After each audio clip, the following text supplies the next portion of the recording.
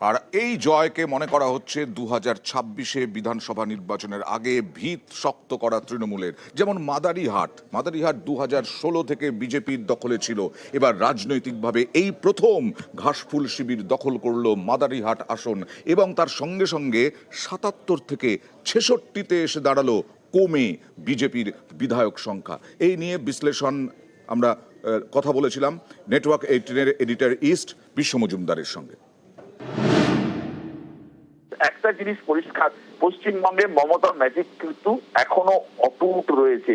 এটা কিন্তু 2026-এর নির্বাচনের আগে, বিধানসভা নির্বাচনের আগে তৃণমূলের কাছে এমন একটা জায়গা তৈরি হয়ে গেল, এমন একটা অক্সিজেন তৃণমূল পেয়ে গেল যে এত বড় আন্দোলন, এত বড় নাগরিক সমাজের মুভমেন্টও যে খুব একটা কাজে দিল না ভোটে, সেটা কিন্তু প্রমাণ হয়ে গেল। এই জায়গায় দাঁড়িয়ে তৃণমূল কংগ্রেস 2026-এর যে নির্বাচন লড়তে যাচ্ছে, সেই নির্বাচনে তারা আরো মজবুত, পোক্ত এবং শক্ত জমির উপর দাঁড়িয়ে এই নির্বাচন লড়তে যাচ্ছে।